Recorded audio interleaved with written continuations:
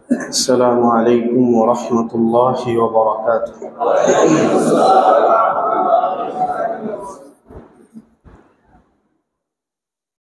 الحمد لله الذي جعل الشمس والقمر بحسبان والنجم والشجر يسجدان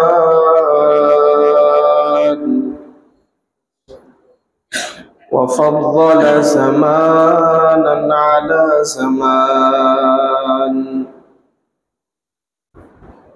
كما فضل مكانا على مكان وإنسانا على إنسان ونشهد أن لا إله إلا الله وحده لا شريك له ونشهد أن سيدنا وسندنا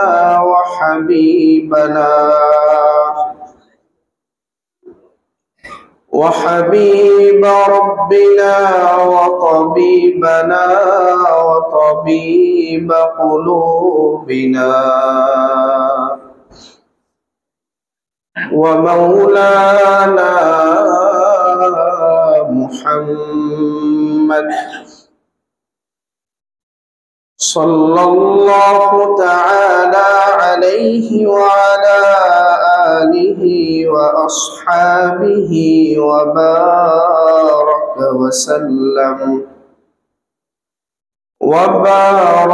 وسلم تسليما كثيرا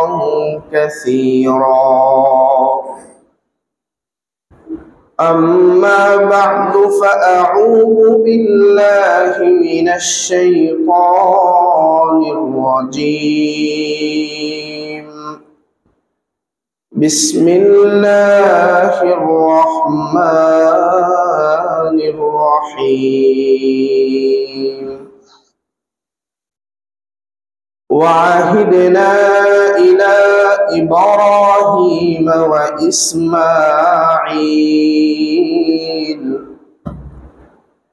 أن طهر بيتي للطائفين والعاكفين والركع السجود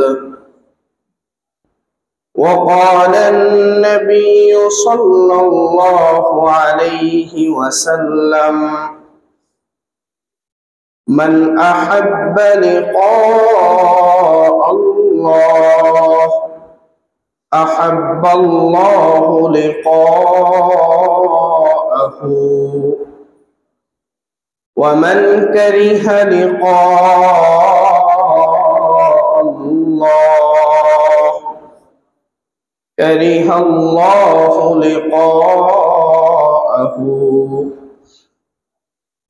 بارك الله لنا ولكم في القرآن العظيم ونفعنا وإياكم بالآيات والذكر الحكيم. صدق الله العلي العظيم وصدق رسوله النبي الكريم ونحن على ذلك من الشاهدين والشاكرين والحمد لله رب العالمين. আমরা সকলেই মুহাব্বতের সাথে দুরূদ ইব্রাহিমি পাঠ করি। আল্লাহুম্মা সাল্লি আলা মুহাম্মাদিন ওয়া আলা আলি মুহাম্মাদ কামা সাল্লাইতা আলা ইব্রাহিম ওয়া আলা আলি ইব্রাহিম ইন্নাকা হামিদুম মাজিদ। اللهم بارك على محمد محمد وعلى آل محمد كما باركت على إبراهيم وعلى آل إبراهيم إنك حميد مجيد. بلغ العلا بكماله كشف الدجى بجماله حسنت جميع خصاله صلوا عليه وآله. আল্লাহ পাক রব্বুল আলামিনের দরবারে অসংখ্য শুকরিয়া যে মহান রব্বুল আলামিন আমাদেরকে রমাদান পবিত্র এই বরকতপূর্ণ এই মাসে তৃতীয়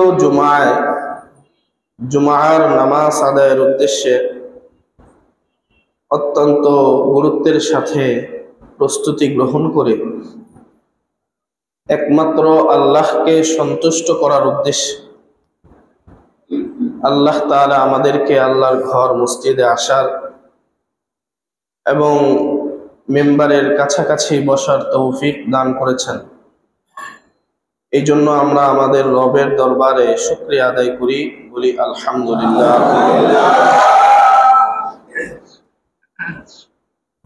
যে কোনো ভালো কাজ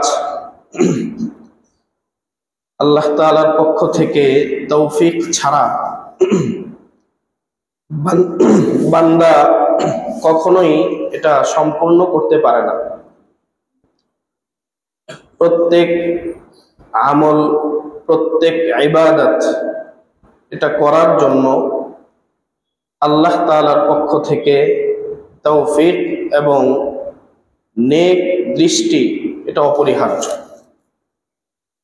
যখনই আমরা কোনো নেক আমল করতে পারবো এবং ওই আমলটা যদি আমরা সুন্দরভাবে করতে পারি, তো প্রত্যেক নেক আমল করার সময় আমাদের দায়িত্ব হলো আল্লাহ তাআলার শুকরিয়া আদায় করা।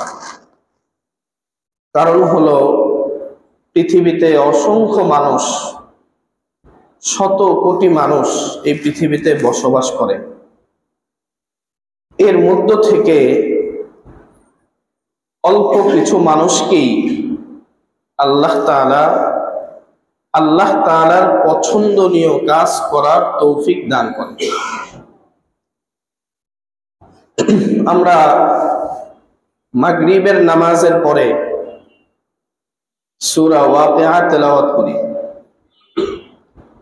যেখানে একটি আয়াত এসেছে সুল্লাতুম মিনাল আউয়ালিন ওয়া কালিলুম মিনাল আখিরিন। কালিল মিনাল আখির, এখানে মুফাসসিরিন কেরামগণ বলেছেন যে কিয়ামতের আগে যেই জমানাটা পৃথিবীতে আসবে এটাকেই আখিরিন বলা হয়। অর্থাৎ শেষ জমানার অল্প কিছু মানুষ, কালিলুম মিনাল আখির, অল্প কিছু মানুষ তারা জান্নাতে প্রবেশ করবে। তাহলে আমরা যেই জমানায় বসবাস করি, দেখা যাবে অল্প কিছু মানুষদের যে সংখ্যা, আল্লাহ চাহে তো আমরা ওই সংখ্যার মধ্যে পরিগণিত হব। এই আশা আমাদেরকে রাখতে হবে এবং এই আশা বাস্তবায়নের জন্য আমাদের চেষ্টা অব্যাহত করে যেতে হবে। আমরা রমাদানে প্রবেশ করেছিলাম এই তো কিছুদিন আগে। চিন্তা করলে দেখবেন মনে হবে যে হয়তো এক সকাল অথবা এক বিকাল আমাদের থেকে গত হয়েছে।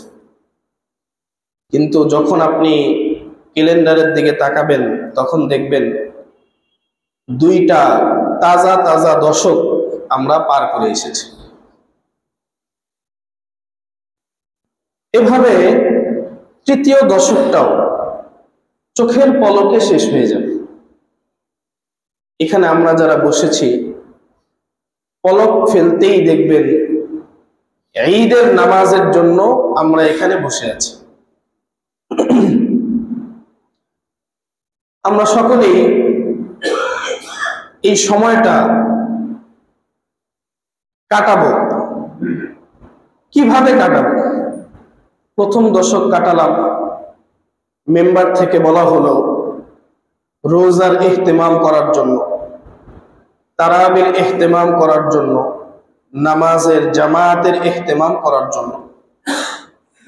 আমরা সে অনুযায়ী সকলেই চেষ্টা করলাম সুন্দরভাবে রোজা রাখতে, ইফতার সাহারিগুলো গুরুত্বের সাথে আদায় করে তারাবির নামাজ জামাতের সাথে আদায় করতে।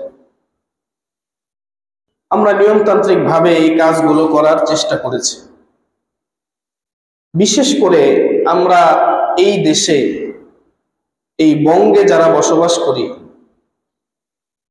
আমরা শুনেছি যে দূর আরবে একজন রসুল এসেছিলেন, তিনি আল্লাহ তাআলার প্রিয় মাহবুব, যাকে হাবিব বলা হয়। তিনি তার 63 বছরের জিন্দেগি যেভাবে কাটিয়েছেন,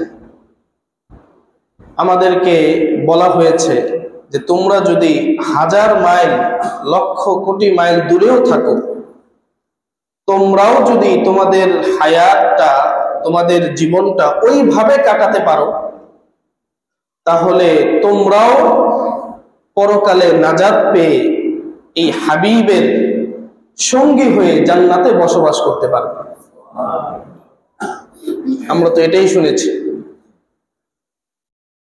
আমরা শুনেছি রাসূলুল্লাহ সাল্লাল্লাহু আলাইহি ওয়াসাল্লাম শাবান এবং রজব মাস আসার আগেই তিনি দোয়া করতেন, আল্লাহুম্মা বারিক লানা ফি রজব ওয়া শাবান ওয়া বাল্লিগনা রমাদান।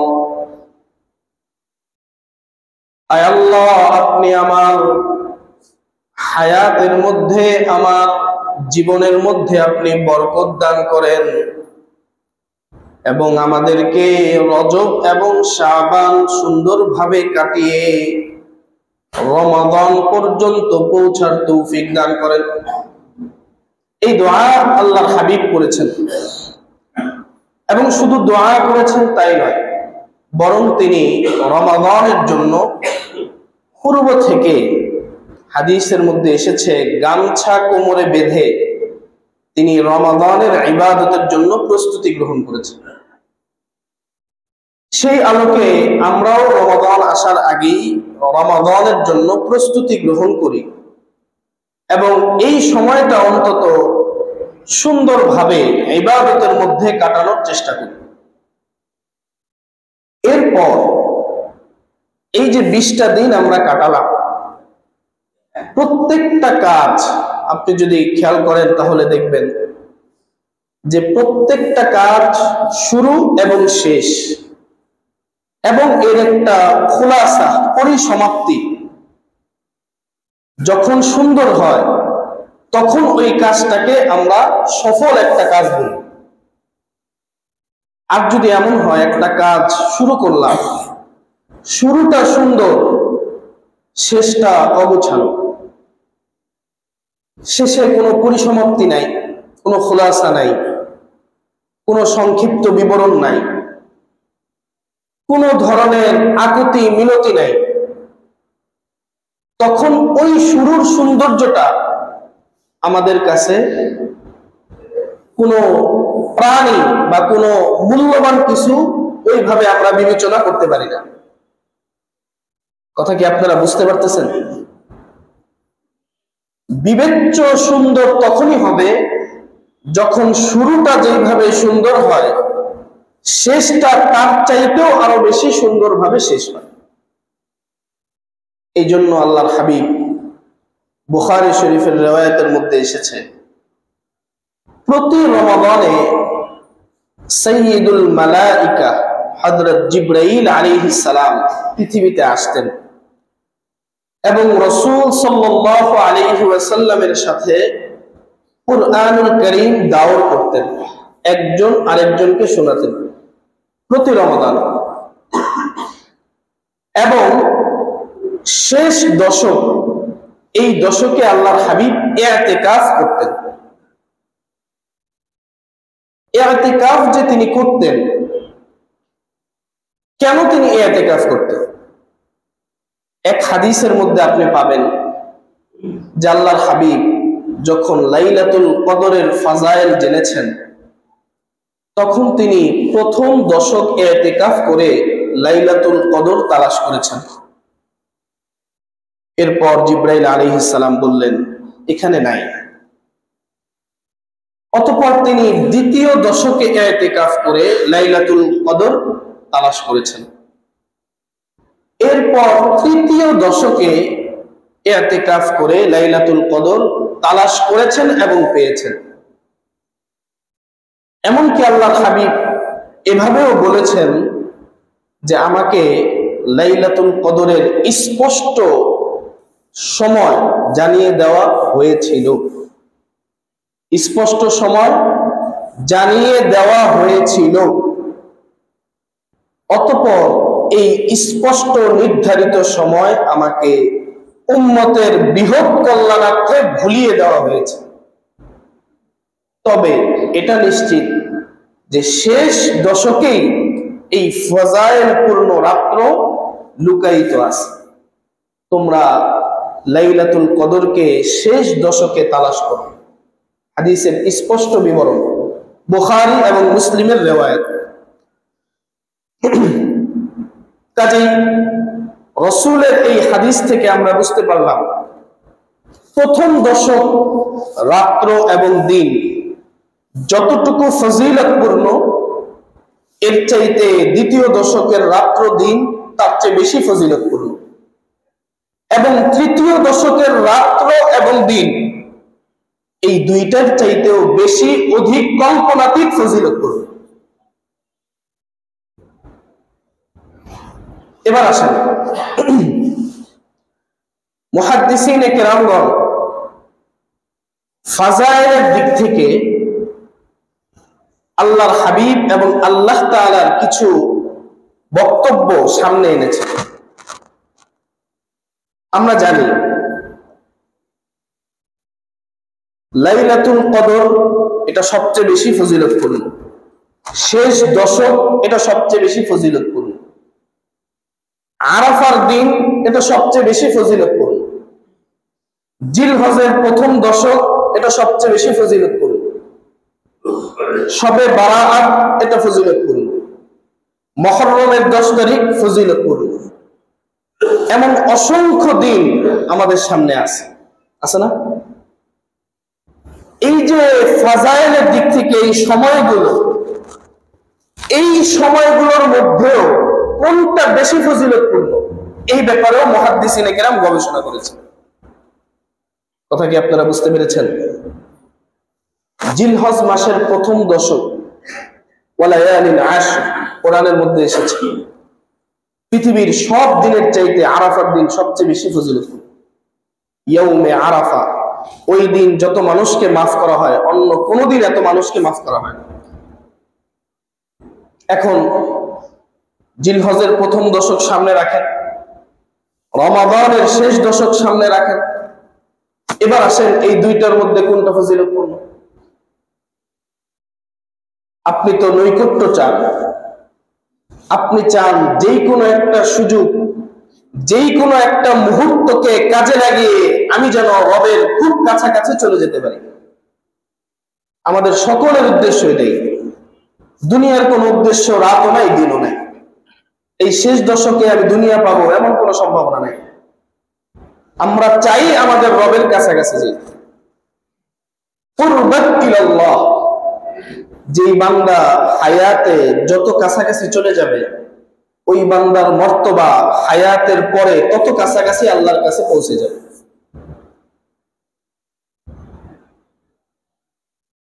লতাইফুল মাআরিফ একটা কিতাব আছে, ওই কিতাবে ইবনুল কাইয়িম রাহিমাহুল্লাহ তিনি বলেছেন খুব দামি কথা, খুব সূক্ষ্ম তাৎপর্য মণ্ডিত একটা কথা, এটা আমাদেরকে বুঝতে হবে। এই ইতিকাফ কেন করবেন? অনেক মানুষ ইতিকাফ করার নিয়ত করে, হায়াতে তাদের ইতিকাফ করার সুযোগ আসে না, অথচ ইতিকাফ এটা স্বাভাবিক নরমাল কোন ইবাদত না। কথা কি আপনারা বুঝতে পারতেছেন? ইতিকাফ আল ইতিকাফ হুয়া আল ইবাদা মা আত তাখাল্লুস ফি তাআতিল্লাহ, এই ইবাদত এসেছে। ইতিকাফ হুয়া আল ইবাদা, এটা ইবাদত। ওয়া ইয়াশতারিতু ফীহি আস-সাওম, এর মধ্যে রোজা শর্ত।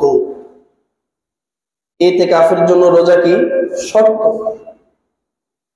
আপনি ধরে নেন রমজানের ইতিকাফ শুরু করেছেন, অসুস্থতার কারণে ইতিকাফ করতে পারেননি, চলে গিয়েছে। পরবর্তীতে ফিকহের মাসাইলের দ্বারস্থ হলে আপনাকে বলা হবে আপনার ইতিকাফের কাজা করতে হবে। একদিন কাজা করবেন, লাকিন এই একদিনের কাজার জন্য আপনাকে রোজা রাখতে হবে। কথা কি আপনারা বুঝতে পারতেছেন?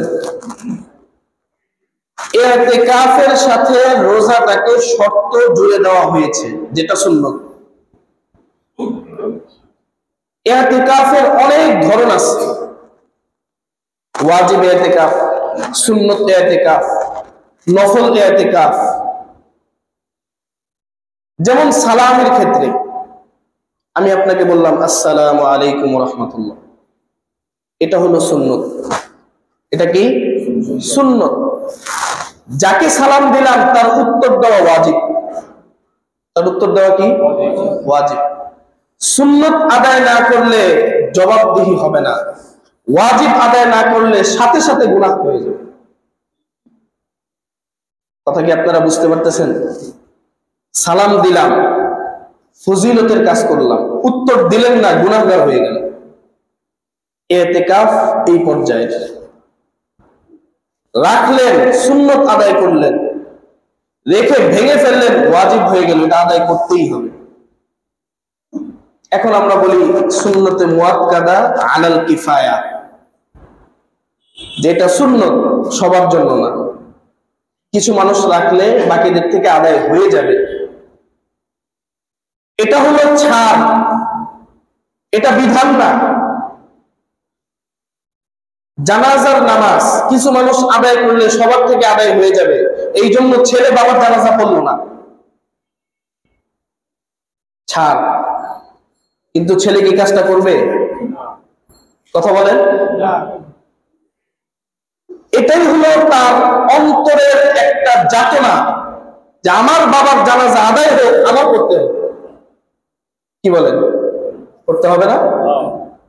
কোন সুস্থ আকেল বালেগ সন্তান মাসাইলের দিক বিবেচনা করে সে নিজে জানাজা না পড়ে তার বাবাকে কবরে নামাতে দিবে না? দিবে? ইতিকাফের বিষয় আসেন, আমাদের মসজিদে এবার 3 জন থাকবে, আমার না থাকলেও চলবে। বান্দার এই চিন্তার উপরে 60 বছর বিগত হয়ে গিয়েছে, ইতিকাফ করতে পারে না। অথচ ইতিকাফ এটা হালকা কোনো ইবাদত না, বরং এটা রবের কাছাকাছি পৌঁছা একটা মাধ্যম এবং সরাসরি মাধ্যম। লাইলাতুল কদর পাওয়ার জন্য এটা অবশ্যই আপনাকে করতে হবে। আল্লাহর হাবিব 1 বছর ইতিকাফ করতে পারেন নাই, পরের বছর 20 দিন ইতিকাফ করেছেন। হায়াত থেকে বিদায় নিয়েছেন তাওয়াফা বাদাল আম, আল্লাহর হাবিবের সকল স্ত্রী ইতিকাফ করেছেন। আল্লাহর হাবিবের ইন্তেকালের পরের বছর আল্লাহর হাবিবের বিবিরা ইতিকাফ করেছেন। এমন কোন বুজুর্গর নাম আপনি দেখাতে পারবেন না যে সে বুজুর্গ ইতিকাফ করে।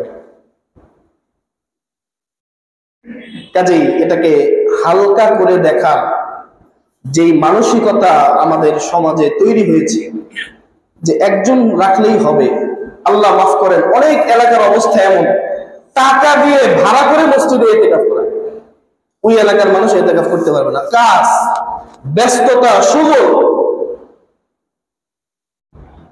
এটা ছিল তোমার জন্য সরাসরি পৌঁছার মাধ্যম, যা থেকে তুমি মাহরুম হয়ে গেলে।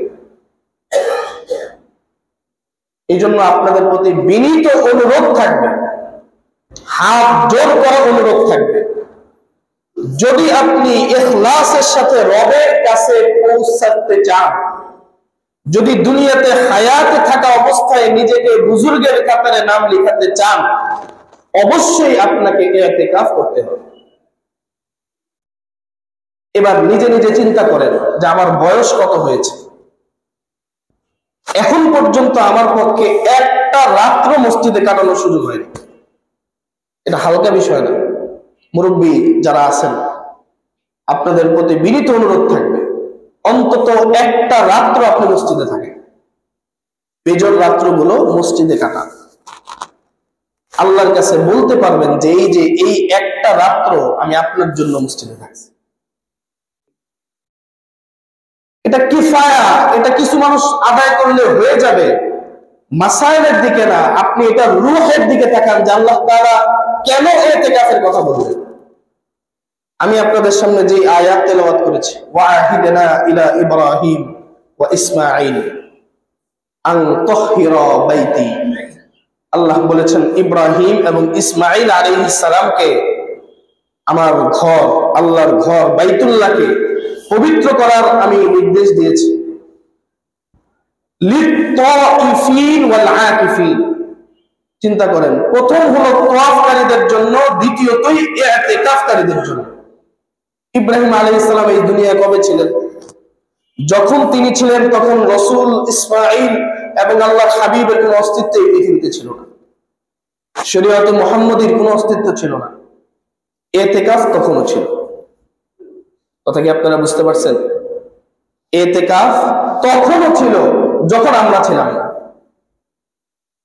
ইতিকাফ তখনও থাকবে যখন আমি আপনি থাকবো না। কিন্তু এই আফসোস আমাদের থেকে যাবে যে আমার হায়াতের 60টা বসন্ত পার হলো, একটা বসন্তের একটা রাত আমার মসজিদে কাটে না। এটা চিন্তার বিষয়, গভীরভাবে অনুভব করার বিষয়। প্রত্যেক বছর আমি এই মসজিদে, এর আগে আমরা যে মসজিদে দীর্ঘ সময় তারাবি পড়েছি, যখন কাউকে বলতাম ইতিকাফ করবেন, না আমি তো ইতিকাফ করতে পারবো না, অনেক কাজ আছে। এটা কোনো সমস্যা না, কাজ থাকতেই পারে, ইতিকাফ আপনি নাই করতে পারেন। আমি বলতেছি না যে অবশ্যই আপনাকেই করতে হবে, এটা আমি বলতেছি না। কিন্তু আপনি চিন্তা করেন যে আপনার তো হায়াতটা শেষ হয়ে গেল, এই কথা বলে তো আপনি কোনোদিন ইতিকাফ করতে পারলেন না। আপনার যে সময়টা শেষ, 60 বছর 70 বছর হয়ে গেল, এখন পর্যন্ত আপনার কাজ আপনাকে ইতিকাফ করতে দিল না, কেমন হইল বিষয়টা? অথচ আল্লাহর হাবিবের জিন্দেগির কোন একটা বছর এমন কাটে নাই যে ইতিকাফ করেনি। আপনি কি আল্লাহর হাবিবের চাইতেও আল্লাহ তাআলার বেশি কাছাকাছি? তাহলে কেন করেন না? কেন এই আগ্রহ জাগে না যে আমি রাতটা মসজিদে কাটাই, লাইলাতুল কদর হইলে ঘুমায় থাকলেও আমি লাইলাতুল কদরের ফাজাইল পেয়ে যাব? এই আগ্রহটা জন্মায় না কেন? অথচ মসজিদের পাশেই আপনার ঘর, মসজিদ থেকে এক কদম পাড়ি দিলে আপনার ঘর, ঘরে যাওয়ার কোনো কারণ নাই। ঘরের যে বিছানায় ঘুমাইতেন ওইটাই মসজিদে ঘুমাবেন পবিত্রতার সাথে। এতটুকুই অনেক বড় মনে করি, অনেক কঠিন মনে করি, অনেক চাপ মনে করি, এই জন্য করাই হয়নি।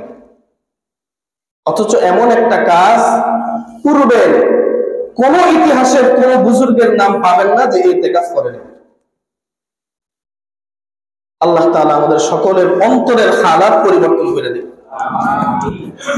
এবার আসেন, আল্লাহর হাবিব ইতিকাফে লাইলাতুল কদর তালাশ করতেন। ইতিকাফের অর্থ অবস্থান করা।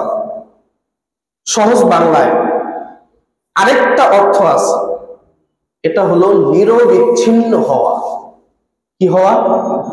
নিরবিচ্ছিন্ন হওয়া। এখন নিরবিচ্ছিন্ন কাকে বলে এটা সবাই জানে।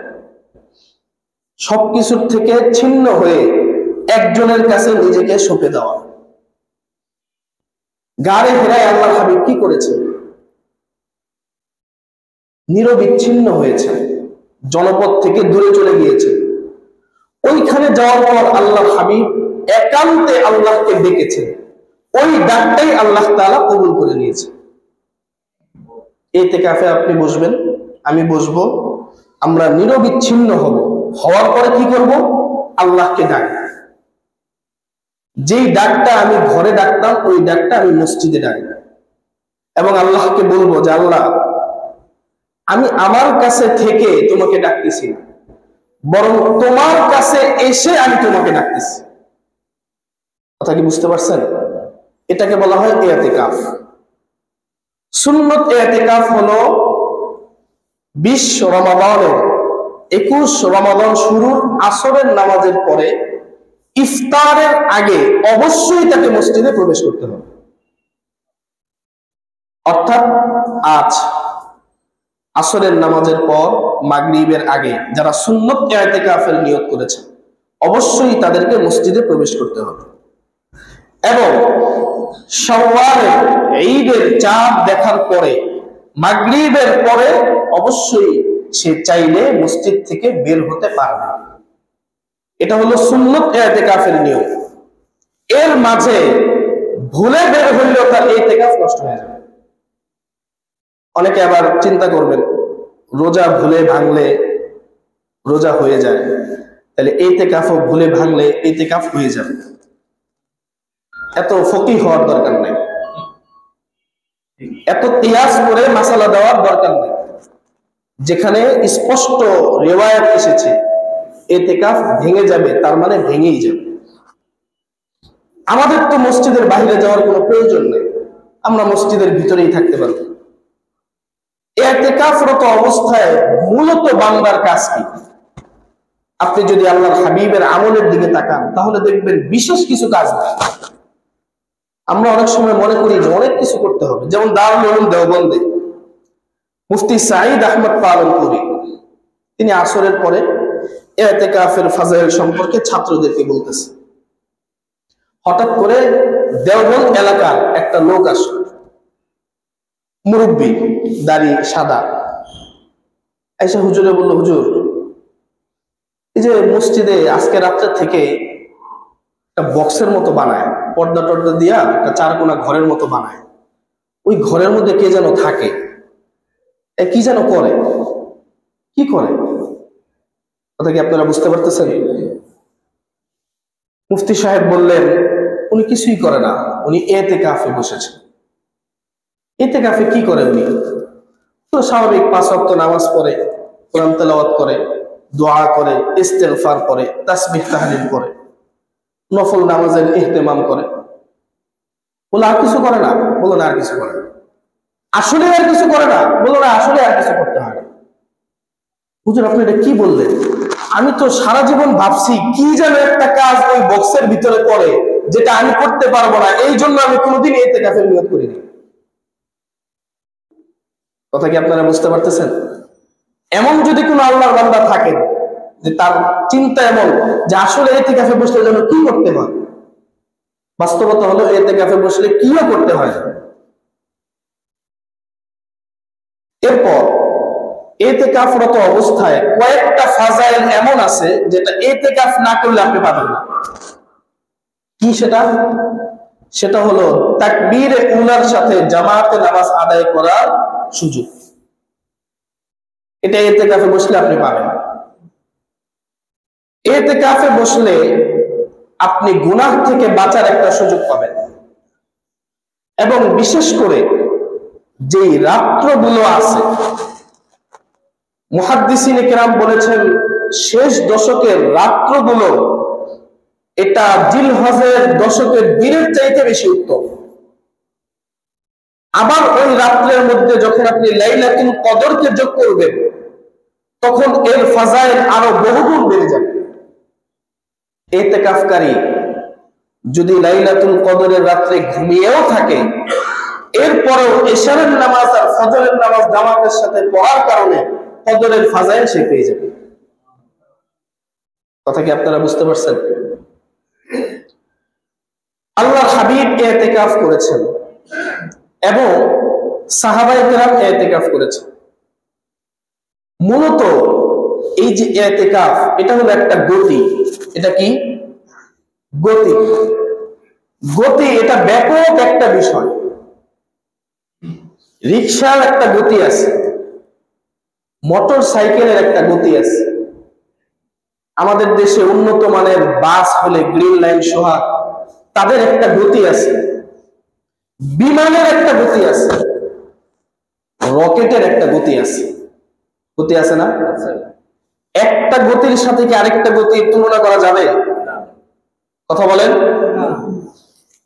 মানুষ যে আমরা, আমাদের হাঁটার একটা গতি আছে। হাঁটার কি আছে? গতি আছে।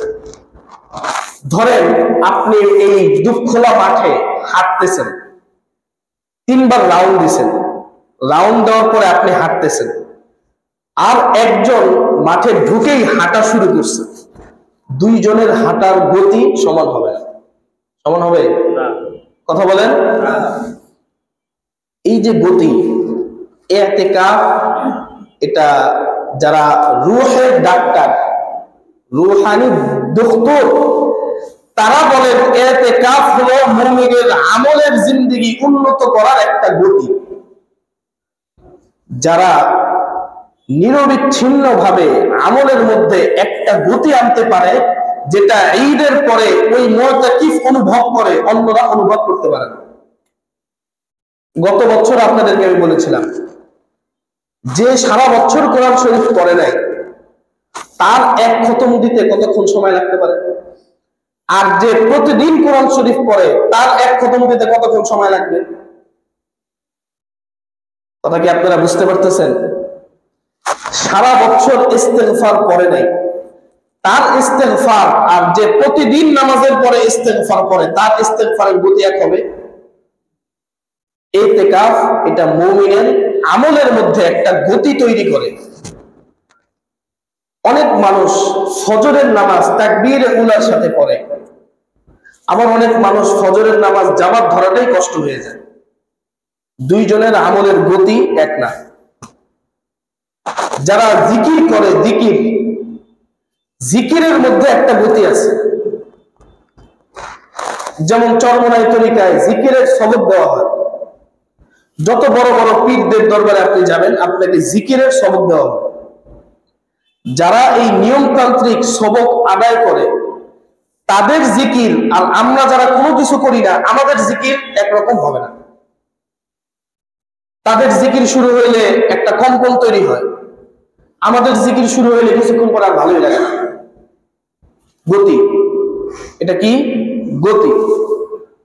যুবক ভাইরা এবং মুসল্লিয়ানে কেরাম যারা দুনিয়াবি বিভিন্ন কাজে ব্যস্ত থাকেন, জুমার দিন অনেক সুন্দরভাবে প্রস্তুতি নিয়ে সাদা পাঞ্জাবি পরে, খুশবু ব্যবহার করে, এরপর আগে আগে মসজিদে আসেন। অবশ্যই নিঃসন্দেহে আপনাদের আল্লাহর প্রতি, রসুলের প্রতি, দ্বীনের প্রতি মহব্বত আছে, এই জন্যই আপনারা মসজিদে এসেছেন, এটার মধ্যে কোনো সন্দেহ নেই।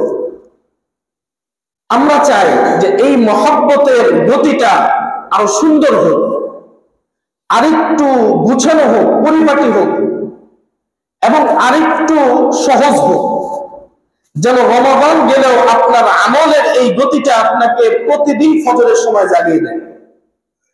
আপনার আমলের এই গতিটা গুনাহ দেখলে আপনার বুকের মধ্যে একটা ব্যথা অনুভব করিয়ে দেয়। ওই চিনচিন বুকের ব্যথাটা অনুভব করার জন্য আপনাকে রমাদানে এই আমলের এই গতি তৈরি করতে হবে। এই জন্য এই শেষ দশক আমরা এই সময়, শেষ মুহূর্তটা আমরা আমলের মধ্যে কাটানোর চেষ্টা করি।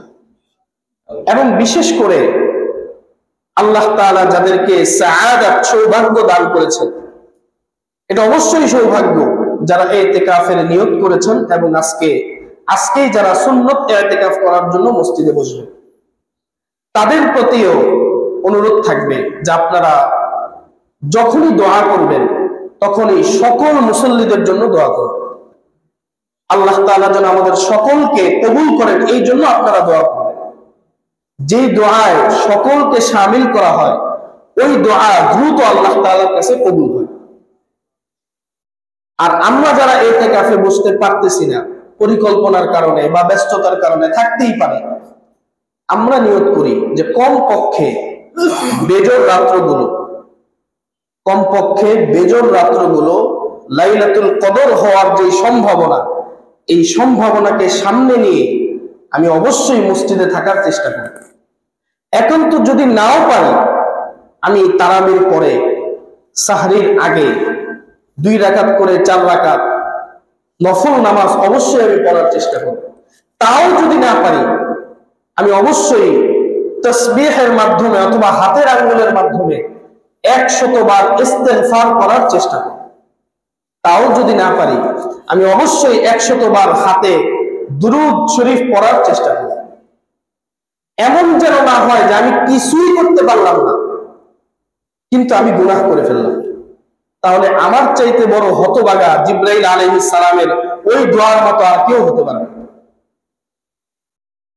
এটা যেভাবে অনুনয় বিনয়ের সাথে বলতেছি, এটা ভয় এবং আতঙ্কের সাথেও আমি বলতেছি। এটা শুধুমাত্র আমাদের জন্য করলে ভালো, না করলে ভালো না, বিষয়টা কিন্তু এমন না। আমাদেরকে মনে রাখতে হবে যে জিবরাইল আলাইহিস সালাম দোয়া করেছেন, যারা রমাদান পেল এরপরেও নিজের আমল নামায় গুনাহকে মাফ করাইতে পারলো না, ওই বান্দা ধ্বংস হোক, আল্লাহর হাবিব আমিন বলেছে। এটা আমাদের জন্য ভয়ের, আতঙ্কের। এমন রমাদান যেন কেটে না যায়, এই জন্য যা করার তাই আমাদেরকে করতে হবে। একটু কষ্ট করতে হলে কষ্ট করতে হবে, চাই সেটা নামাজের মাধ্যমে হোক, চাই সেটা সদকার মাধ্যমে হোক, চাই সেটা তাসবিহের মাধ্যমে হোক, চাই সেটা গোপন কোনো আমলের মাধ্যমে হোক, চাই সেটা ঘরের কোণে জাহান্নামের ভয়ে কান্নার মাধ্যমে হোক, চাই সেটা কোনো গরিবের সাথে ভালো আচরণের মাধ্যমে হোক, চাই সেটা কোনো বোঝা বহনকারী মানুষের বোঝাকে হালকা করে দেওয়ার মাধ্যমে হোক, এরপরও আমাদেরকে এই কাজটা অবশ্যই করতে হবে। কোনো কাজ করতে না পারলেও আপনি আপনার সাধ্য অনুযায়ী 10টা পানির বোতল কিনে যারা এই গরমে রিক্সা চালায় তাদের হাতে দিয়ে হলেও আপনি আল্লাহর কাছে দোয়া করবেন, আল্লাহ এই উসিলায় হলেও আমার আমল নামাটাকে গুনাহ মুক্ত করে দেন।